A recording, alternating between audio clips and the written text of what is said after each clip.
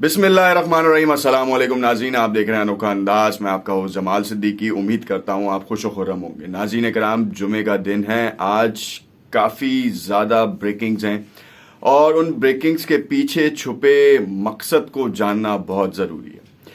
आज दोबारा जो ईरान और यूएस की इनडायरेक्ट टॉक्स का जो मरहला है वो एक बार फिर शुरू हो रहा है और आज के बाद जो है वो 27 दिसंबर का कहा जा रहा है कि दोबारा मुज़ाकरात की बात की जाएगी। मगर उससे कबल जो सैंक्शंस के हवाले से बातचीत थी, जिसमें करज के मुकाम के ऊपर ईरान की तरफ से इजाज़त के मिलने का कि जहां पर कैमरा जो ख़राब हो चुके थे, जिस फैसिलिटी को करज की जो फैसिलिटी है न्यूक्लियर एसेट्स के लिए और यूरेनियम एनरिचमेंट के हवाले से मशहूर है, तो वहां पर जो कैमरास इंस्टॉल्ड थे वो रिप्लेस हो रहे हैं। जो खराब कैमरास थे उसकी इजाजत दे दी गई है। मगर इसके साथ साथ आपको बताते चलें कि इस वक्त लेजर गाइडेड टेक्नोलॉजी का इस्तेमाल कर दिया गया है, उसका टेस्ट भी कामयाबी से कर लिया गया है यूएस की तरफ से और उन्होंने इंतबा किया है।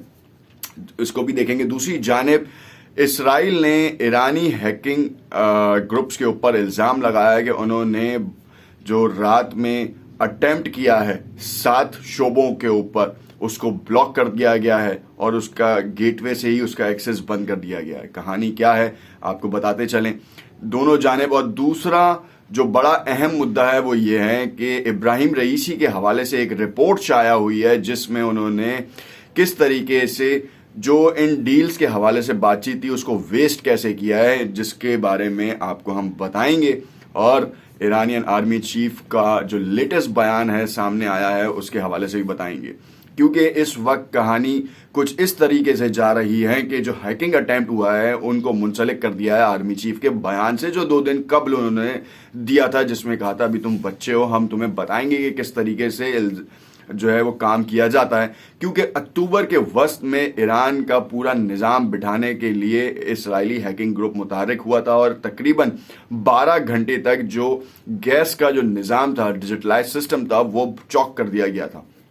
और कल रात का होने वाला अटेम्प्ट भी इसी हवाले से कहा जा रहा है कि ईरानियन आर्मी चीफ के बयान के बाद हैकिंग अटेम्प्ट बढ़ गए हैं और ग्रुप्स साइबर सिक्योरिटी के हवाले से जो है मुतहर्रिक हो गए हैं और वो चाहते हैं कि इसराइल के तमाम जो फाइनेंशियल इंस्टीट्यूट्स हैं, खास तौर पे चाहे वो बिजनेस से रिलेट करते हों या इंडिविजुअल से रिलेट करते हों, उनके ऊपर अटेम्प्ट किए जाएं।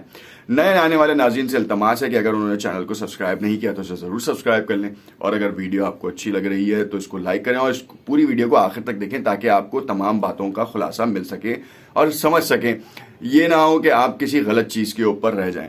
सबसे पहले बताते चलें कि आज जो मामला तय हो रहे हैं उसमें सबसे बड़ा जो मामला है वो है यूएस की तरफ से सैंक्शंस को उठाए जाने का इम्कान है। और ये कहा जा रहा है कि इस वक्त जो सबसे ज़्यादा बड़ी बात है वो ये है कि ऑयल की जो छूट है वो दी जाएगी। आज के इस मीटिंग का मकसद ये है और देखना ये है कि क्या यूएस जो है वो इनडायरेक्टली इस बात का अदा करता है, क्योंकि प्लान बी के हवाले से हमने आपको मुतादिद वीडियोस में बताया और ब्लिंकन हो, नेट प्राइस हो, ये तमाम सिनेरियो ये है कि इस वक्त जो कहानी चल रही है वो प्लान बी को एग्जीक्यूशन करने के हवाले से थी।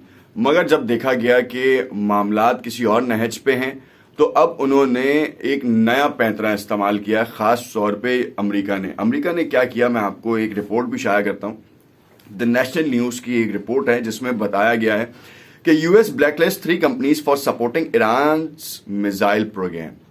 अब इन 3 कंपनियों के बारे में जो कहा जा रहा है कि वो ईरान की जो लेटेस्ट टेक्नोलॉजी है उसके लिए पार्ट्स की फरहमी का बाइस बनती थी और उनके ऊपर इल्ज़ाम था कि वो बरास्ता चाइना जो है ये काम कर रही थी और उनको चाइना को भी एक तीर से 2 शिकार किए। बेसिकली उन्होंने चाइना को भी मारा है और ईरान की टेक्नोलॉजी के ऊपर भी हमला किया। वो अपनी दानिश में ही समझ रहे थे। माजी में भी 8 कंपनीज को उन्होंने जो है वो सैंक्शंस की उनके ऊपर इम्प्लीमेंट कर दी थी। यहाँ पर बड़ी ही अहमियत की हामिल बात यह है कि अगर टेक्नोलॉजी के ऊपर यूएस एक तरफ ब्लॉक कर रहा है तो फिर दूसरी तरफ मुज़ाकरात क्यों कर रहा है, और तीसरी तरफ जो ईरान के दोस्त मुल्क हैं उनके ऊपर भी क्यों मामलात को ख़राब करने की कोशिशों में मसरूफ़ अमल है। आज अगर यूएस सैंक्शंस रिमूव करने की बात कर रहा है या उसमें नरमी की बात कर रहा है तो इसके पीछे भी बड़ा मकसद है, क्योंकि आप देखें कि अगर वो नरमी की बात ना करे तो उसने चारों जानिब से तो जो है वो ईरान को घेरे रखा है। घेरने से मुराद ये है कि रेड सी एरिया हो